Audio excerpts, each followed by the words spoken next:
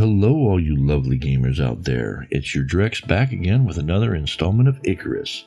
And by popular request, we are doing a 0 to hero skills and leveling guide. This will be Mark 5 or 6, I don't know, I've lost track of count. It has come to my attention that many of you have used my exotics video as a side-by-side companion video for while you're doing the missions and or using it as a step-by-step guide. So, with that said, we're going to put all the pertinent information at the very beginning of this video so you have it as a resource, and then we'll follow up with all of the details associated with what all of these mean. The included talent tables and level progressions are for a robust all-around character with no specializations aside from health, endurance, and a weapon of choice, which in this example is bows and crossbows. Getting into this, I'd like to cover a couple preliminary items. Like, you can skip straight to level 20 by creating or joining a Prometheus map.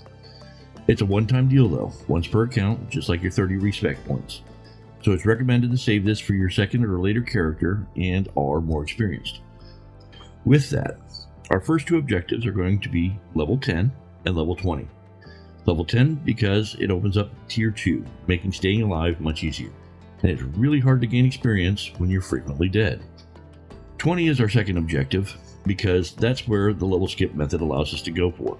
And if we can efficiently get there quick, then it being a one-time option is no skin off our backs. For this walkthrough, we're going to assume a new player with no loadouts, nothing in the workshop, and no money.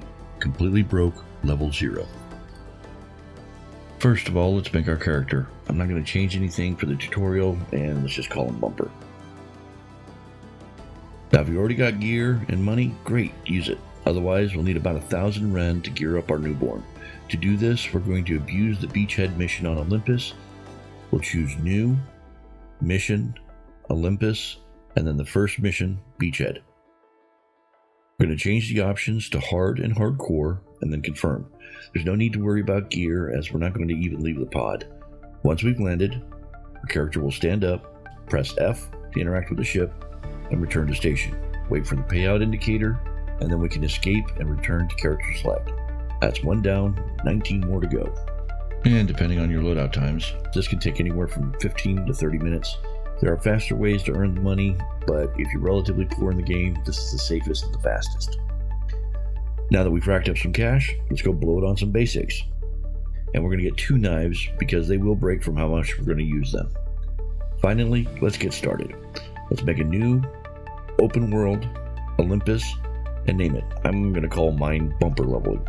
And being that this is an open world, we'll have unlimited respawns, so might as well change it to hard mode for the extra experience. Let's go ahead and load our shiny new gear so we can use it. And then select to land down here because most of the starter missions and quests are all in this area. As for the immediate necessities, get food and water from watermelons, use the sickle to get extra yields from harvesting, and harvest oxide and put it straight into your envirosuit for oxygen. Also, mind your air indicator.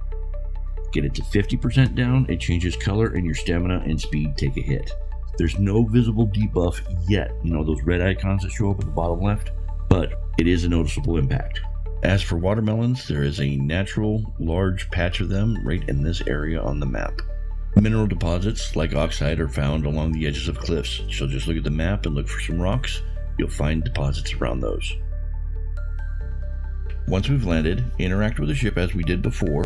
Use Control-Click to move it across, or click Take All. And then, once we're out of this screen, open our inventory and Control-Click to move it to our skill bar. Once we've done that, our first 3 levels will predominantly be from knocking down trees. They're worth 300 experience apiece, and yes, you can get more experience by harvesting, but it's faster and easier just to deforest the area for now. As we gain levels, we're going to focus on this skill tree and to this specific skill. It'll allow us to see health bars of animals. A lot of our XP from this point on is going to be killing, and it makes it a lot easier to kill them when we know where they are. Now, as for what to kill, deer and large deer are too hard to kill initially, even with the bow. We are going to focus on goats, like pronghorns and chamois, wolves, and our murder ponies, the Tyrannus. Tyrannus recently was updated to 2,000 experience per kill. Wolves, on the other hand, are 300 experience per kill, but you get almost 1,100 from harvesting.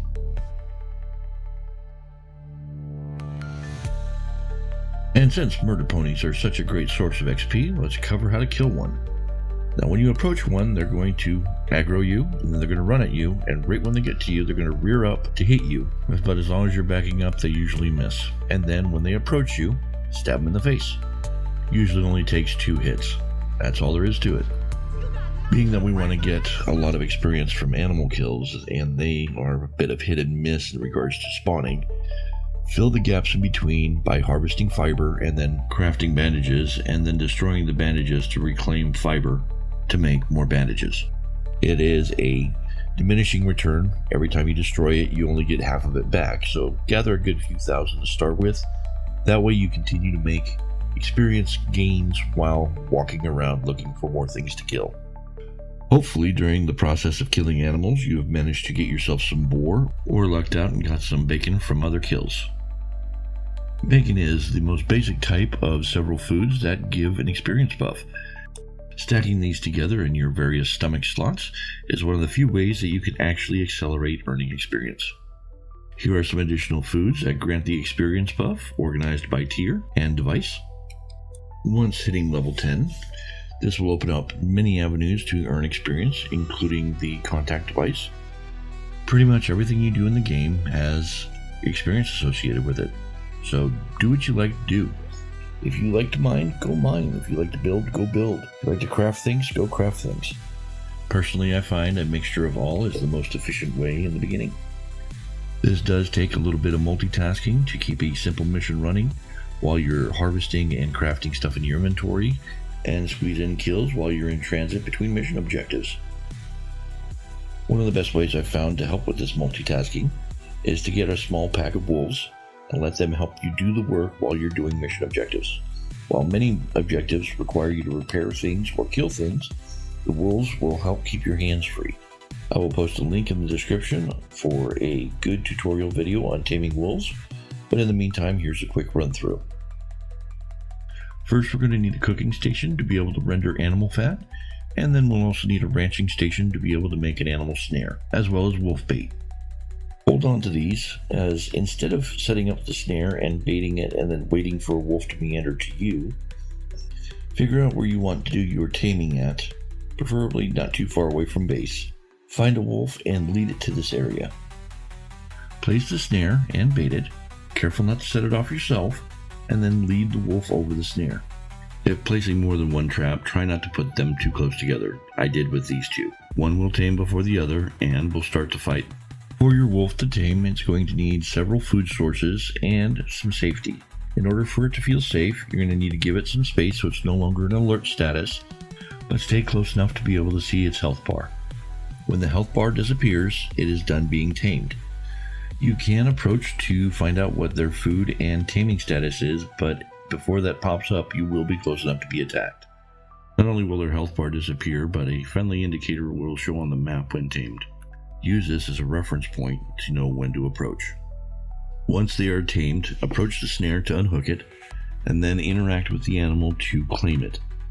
Once claimed, you have to name it, then you can interact with the animal to set its properties and behavior.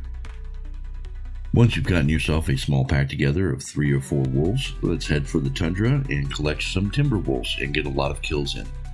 The tundra is primarily full of aggressive animals, which means the wolves will automatically attack anything they come in contact with. You may need to set their settings to a little less aggressive, especially when trying to tame additional wolves in the tundra. You'll also need to leave enough room between your existing tames and the ones you're trying to tame to prevent infighting. As they gain levels, let's focus on these skills so that they can do damage, receive healing, and be able to feed themselves. Your tames will never starve to death or dehydrate.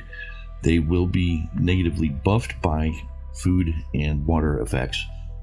To keep them in prime condition, make sure you top off their food until they can take care of themselves effectively. Other than that, there's no real secret. Just keep cranking out missions, keep harvesting, keep building, and gain your experience.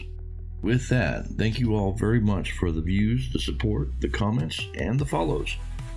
This has been your Drex with another Icarus tutorial, and I look forward to catching you guys in a game someday. As always, thank you for watching, and happy gaming.